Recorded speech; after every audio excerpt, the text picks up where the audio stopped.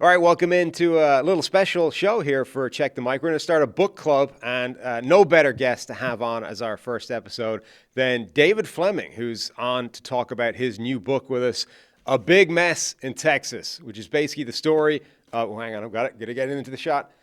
Nice. Basically, a story on the 1952 Dallas Texans. So, first of all, welcome to the show, David. Oh, thanks for having me. I'm excited. I guess the first question I wanted to ask you, because I was a big fan of your, is it your last book as well, Breaker Boys, the Pottsville Maroon story? How do you come up with the topics or the sort of stories that you're going to cover in books? Because those are two pretty fascinating but like forgotten about NFL, history vignettes. These are all sort of just lucky accidents. I was at the town of Pottsville. We're talking about Breaker Boys. Yeah. The town of Pottsville was they were trying to meet with the NFL and the NFL owners in like 2000. And I was at the owners meeting, and it was just one line on the agenda for the owners meeting. And I was like, what's this? Pottsville is petitioning to get their championship back. And that started that entire process, which has been going on for 25 years. And then with the Texans, you guys remember when the Browns, I think it was 2017, the Browns went 0-16. Yeah. And I have diehard Cleveland Browns fans in my family. And I think I was trying to be a good family member by researching proof that the Browns weren't the worst team It's not ever. the worst ever. Yeah. And that's how I stumbled upon this team that barely survived for like 5 months, basically partied their way out of the NFL.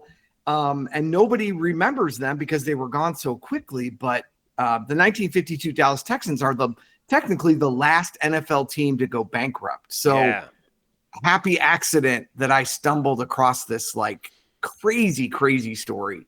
I have a Pottsville Maroons T-shirt that I bought 20 plus years ago, maybe 25 years ago, when I was on a big road trip in the U.S. and drove through Pottsville specifically to get one of those things. I wore it yesterday. I forgot I was going to wear it on this thing today, and I was like, I've ruined the T-shirt now. I can't wear it for today.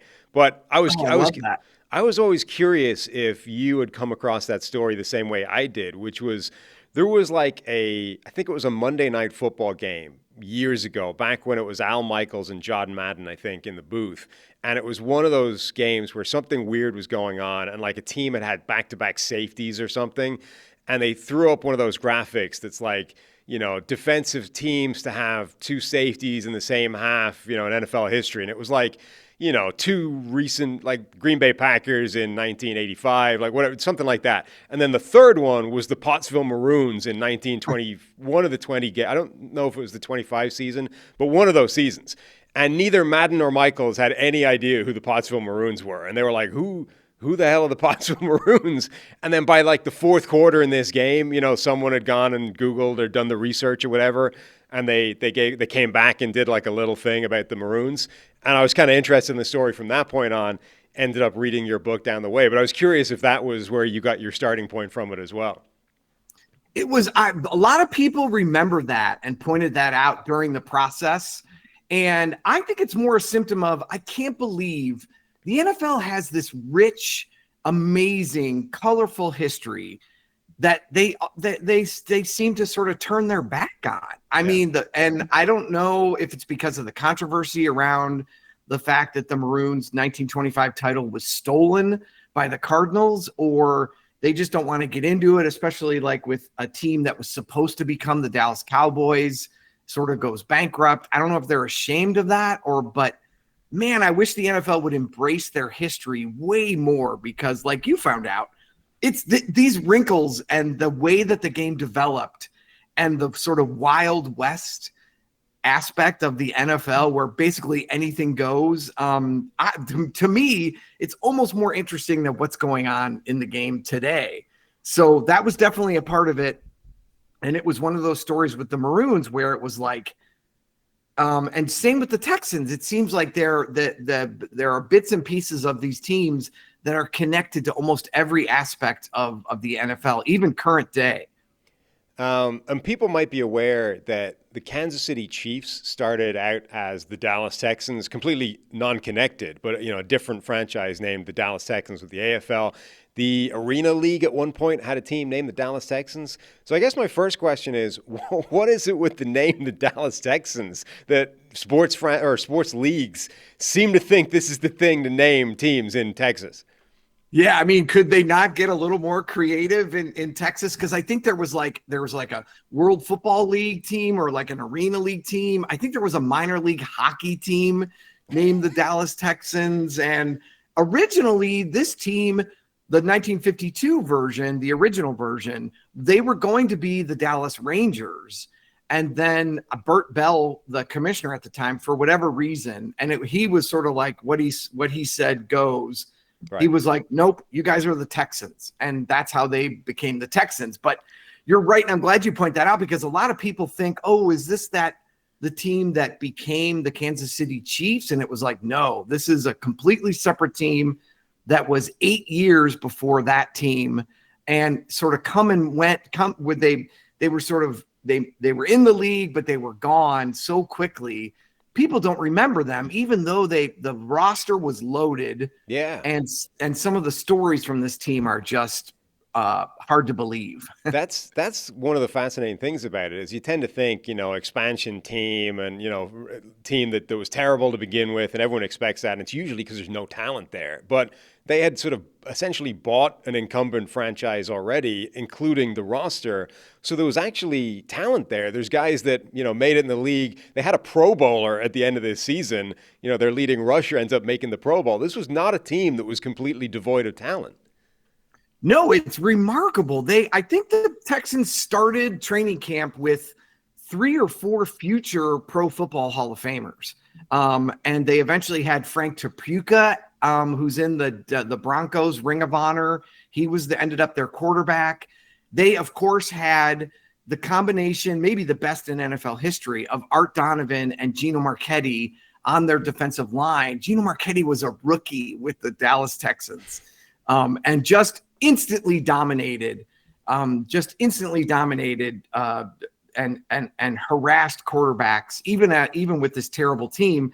But George Young, he's a Hall of Famer, the former GM for the Giants. He was a rookie on this team.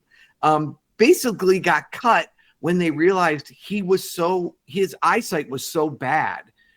George, in the middle of a practice, jumped on what he thought was a fumble and ran it back for a touchdown, but it was actually somebody's helmet that had fallen off. And they were like, George, you can't see anything. But then that's just the beginning of it, right? There are guys who were in the Browns Ring of Honor that were on this team. And then my personal favorite was Fritz von Erich, who is in the WWE Hall of Fame, right, as the Iron Claw.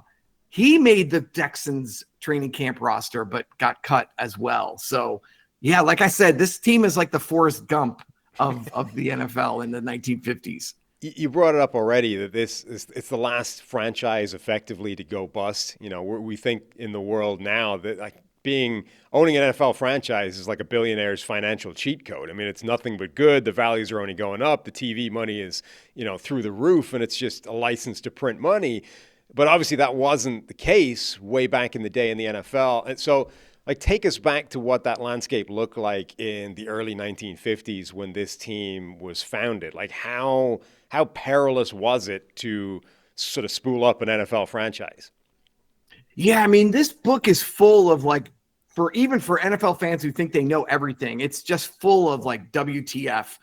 And the thing I forgot was up until the 1958, when the Colts beat the Giants in front of 45 million people, sudden death, greatest game ever played. And the TV money kicked in as a revenue source. Before that, and I'm not exaggerating, the NFL was literally on the verge of collapse from week to week for their entire existence for 38 years. The 31 of the first 43 NFL franchises went bankrupt. Wow. So it was just America just wasn't ready. People loved college football. They loved high school football. They thought playing on Sundays was bad. They thought playing for money was undignified. And the NFL kind of reflected that. The players made less than high school science teachers, and they struggled from week to week with making their payroll. I mean, there are scenes in this book where every Friday in Dallas in 1952, you could see the Dallas Texans in their sweats jogging from the practice field to the bank to make sure their checks cleared on a Friday. Like that was a thing. It was like the parade of the Texans. So I don't know about you, but I mean, I love the NFL. It's great. You can make 20% on your return, even if your team finishes dead last.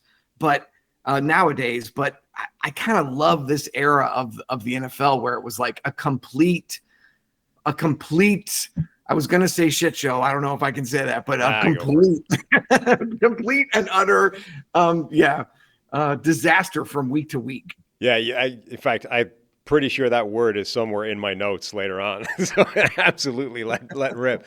It's so funny because it's so different from everything we know about the NFL now. Like you just sort of, one of my favorite little nuggets here is that like there were a whole bunch of people that thought it was a terrible idea to place a pro franchise in Dallas. Like Dallas, you can't possibly play pro football in Dallas. Like that's a college football town. It'll never work. Meanwhile, the Dallas Cowboys is like the most valuable sports franchise in the world now, or one of.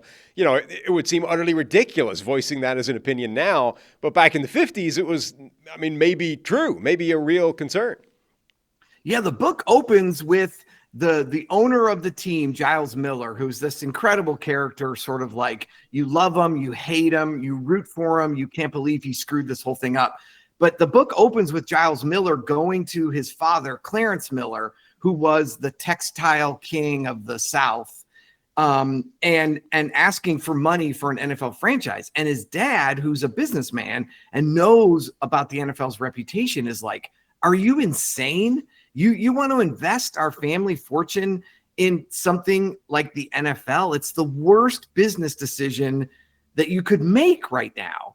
And somehow Giles Miller talked his dad into it. But yeah, people back then, you know, people in Dallas, I think Giles Miller's thinking was Southern Methodist can get 50,000 people in the Cotton Bowl, even when they're in last place. And the local high school teams can get 40,000 people into the Cotton Bowl. Surely the NFL, we can do half that. And if we do half that, we'll survive. And they didn't even come close. It's unbelievable to think, knowing what we know now about the Cowboys, that, this team just was a disaster from the beginning. So that, I guess, is my sort of biggest question in all this is why was it so bad in terms of interest, like from the beginning? Because, you know, we all know about Texas, like football is a religion in Texas, and it isn't just the college level, it's all levels. High school, you know, all these high school teams with these facilities that look like professional facilities in different sports throughout the world. You know, high school football in Texas is absolutely crazy. Obviously, pro football now is with the Dallas Cowboys and those kinds of things. So I agree with his logic. Like, it makes sense. If SMU can get 50,000 people in the Cotton Bowl every week, even when they're terrible, how come we can't get even a vaguely acceptable fan base? And, you know, obviously back then you needed the fan base. You needed the bums in seats, as they say, because the TV money wasn't there. But it feels like it should have been there. Like, why was there never a sort of crowd, a game attending crowd for this team? Okay, so this is an interesting twist, sort of part of the whole WTF theme of this book and the team, and it's part of the reason why this team really should be known by NFL fans and honored by the NFL in general. People should not turn their back on this team. What happened was Giles Miller inherited the New York Yanks, and the New York Yanks had 3 black players on their roster. And in 1952, in the Jim Crow South, Dallas was not ready for something like that. Remember, it would take 15 more years for the Texas Longhorns to integrate their roster. And here comes Giles Miller and the two best players on the Texans roster, Buddy Young and George Taliaferro, who Tony Dungy, for one, referred to as the Jackie Robinson of the NFL. They come in and the town just says, no, we can't support an integrated roster. And what these players had to put up with to play and live in Dallas in 1952 is just unthinkable to sort of what we know today. And that's why people should remember this. These guys were pioneers. These guys were literally risking their lives to integrate football in Dallas. And Dallas just said, absolutely not. And it's a little bit sad that this story, when it's been told over the years, has been sort of like nostalgically whitewashed.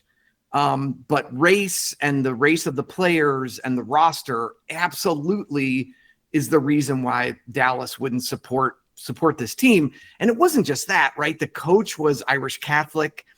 The team had female board members. The trainer was Native American. So this team was very, very progressive at a time when that just wasn't tolerated in Dallas. Here's the question. I said in my notes, it kind of sounded like a shit show from start to finish.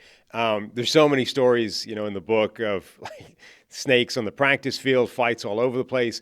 I was curious, like, to what extent was that just the NFL in the 1950s? Like, how much of this is, even by those standards, this was crazy? There's a great line because Buddy Young, one of the black players, he complained about getting bit at the bottom he was a running back. So he was always at the bottom of a pile and he was always getting bit. And nobody could tell whether that happened so frequently in the NFL that nobody could tell if it was a racial thing or if it was just the people were just biting everyone at the bottom of piles. But yeah, no, it was, and this is what I love about this team and about this book and about this era. It was, if you watch the film, it was the finest shit show in NFL in sports history. It's like, I've got all these photos of players, and in the background of every game action photo, it looks like someone is punching someone else in the face in almost every photo. And it was like, none of these things were against the rules, right? You could do whatever you wanted to quarterbacks, and quarterbacks, most of them didn't have face masks. Right. So they're just getting absolutely assaulted, and it's completely okay. And back then in the rules, if a ball carrier went down without being touched, you could keep hitting him because he was allowed to get back up. So the violence was off the charts. Even back then, like Life magazine put out they did a big investigation about, is the NFL too violent? But you and I both know, and especially with 1950s America and people sort of falling in love with violent entertainment on the television, that's what people love the most about the NFL, and especially about this era. So midway through the year, it's been such a disaster. The owners effectively give up, pull the plug, essentially give the franchise back to the league, who then sort of administers the team through the final part of the season before it eventually sort of gets wound up and shut down. How did that work? Like, what is the process of a league centrally sort of administering a franchise for a chunk of a season? It was crazy. And it was, poor Giles Miller starts out as like the youngest millionaire in America. Then he invests in the NFL, and 4 months later, he's broke and he's crying as the Dallas Texans are handed over back to the team. And Burt Bell, in all his wisdom, remember, the NFL offices were in Philadelphia back then. And Burt Bell had a relationship with Hershey, Pennsylvania. It's where the Eagles used to do their training camp, and other teams would sort of train there on East Coast trips. And so Burt Bell brings them back. They're a ward of the league now. And he, in his wisdom, he says, you guys are going to spend the rest of the season in Hershey, PA, and you're going to be a road team for the rest of the season. Well, the players get so mad. They're so fed up. They basically go on the they basically go on the greatest bender that the NFL has ever seen. I'm talking about like Michael Irvin and Jimmy Johnson would blush at what the Dallas Texans. They drank Hershey dry for the last month of the season and had to play the Lions and the Eagles. Hershey, the stories still circulate in Hershey today about what the Texans did during their month in Hershey. But that was the NFL's great plan. And I'm guessing that your next question is about the Thanksgiving Day. So part of this exactly great plan. Yeah. But I'm talking so much. I'm sorry. I'm doing the interview and answering the questions. No, you're good. It's perfect. That's where I was headed. But I mean, honestly, I've been doing this for years, and these stories still kind of fire me up. I just think they're hilarious and stranger than fiction. But so the Texans were supposed to play the Bears in the Cotton Bowl on Thanksgiving, and that big game was going to save them. Instead, they end up in Hershey. They're orphaned. They're homeless, and they can't play in Chicago because the Bears have an agreement with the Cardinals not to play home games on the same weekend. So the NFL comes up at the last second. They go, okay, we have this great idea.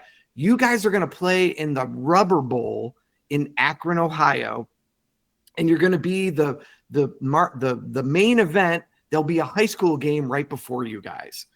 And 30,000 people show up to the Rubber Bowl on Thanksgiving to watch this local high school game.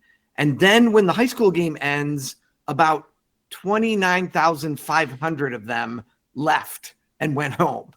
And so imagine, this is a low point for the NFL. I think it's the lowest non-COVID attendance in NFL history. The Bears come out, the Texans come out. There's so few fans. The Texans coach tells the players to not warm up, go up into the stands and personally thank each fan for showing up. So, and there are like trash cans with fires going on the sidelines to keep the players warm. It's it's part of this. We're going to see how many times we can say shit show in this episode, but it was the epitome of that. And they go to take the field, and George Halas, as a gesture of goodwill, puts his backups in. And this is one of those like classic sports movie free frame moments when the Texans the Texans took it as an insult, and they were like, enough is enough. And for one glorious afternoon, all this talent sort of comes together, and the Texans end up, before Halas realizes what's happening, they get far enough ahead to actually win the game in what the Chicago Tribune calls the greatest upset in NFL history. And Halas is so pissed off that now he is connected to losing to the worst team. The players were served a Thanksgiving dinner after the game, and Halas went up and down the row and slapped the turkey dinner trays out of his players' laps. So it's amazing that they end up actually winning a game in this ridiculous season, which would have seemed crazy. As you said, it's in large part because the Bears basically, as a mercy rule, we're going to play the backups. How far into that game did it get before they were like, uh-oh, we need to put the starters back in? This is not going the way we thought it would. Yeah, I think the Texans got up like by 20 points or so. And Halas was so stubborn. His players were coming over to him during the game going, we got to put the starters back in. Like, we got to put the starters back in. And Halas, actually, one of those guys, one of his defensive leaders came over, and there was an argument on the sidelines. The guy turned. Halas said, no, you guys keep going. The guy turned to go back to the field, and Halas kicked him in the back as he was running away. And so I think it was maybe into the second half by the time Halas puts his players back in. The Bears come all the way back, and then Frank Tripucka, God love him, he leads a last-second touchdown drive to win the game. So I guess this is a tough one to wrap it up on. There's so many, but what is your favorite of these crazy stories that you discovered digging into this whole sort of arc about the Dallas Texans? God, can I have? I got two of them. Yeah, let's go. What we got? Like, so the first one is, it's part of the whole Hershey lore. So Chubby Grigg was a defensive tackle. Great name. He played between Art Donovan and Gino Marchetti. He was like 350 pounds. He was known for eating 4 hot dogs at halftime of every game. And he in Hershey, he always played a game where he would order 17 shots. And they would put him on the bar in a row, and then he would pick a teammate who would have to race him toward the middle. And the person who won was the one who got to the ninth shot first. So Chubby does this, he passes out, but he's 350 pounds and they don't know what to do. So they go outside. Art Donovan goes outside, finds a sled, like a kid's Red Ryder sled. They put Chubby's passed out body onto the sled, and 8 players drag him through the streets of Hershey, PA, back to the team hotel, where he eventually sort of comes out of his comatose state. And this will be a little teaser for people, but Chubby Grigg then years later ends up beating a murder rap in Texas. So how's that for a crazy story to end That's on? pretty good. Yeah, that's pretty good. All right, David, thank you so much for coming on. I can't encourage people enough to go buy this book. A Big Mess in Texas is the book, and hopefully this can be the first of our little book club shows. I'd love to get you back at some stage and do your anniversary version of Breaker Boys. Like I said, it's one of my favorite NFL books, so that would be a cool episode as well. That we have to do that because, the 100th anniversary of the stolen championship is in December. Right. So, and you do not want to get cursed by Pottsville, just like the Cardinals are. So no. I got a t-shirt. I should be good for a while, Yeah. Oh man, I appreciate you guys. Thank you. Thanks so much for coming on, David. It's been a pleasure. Yep. Me too.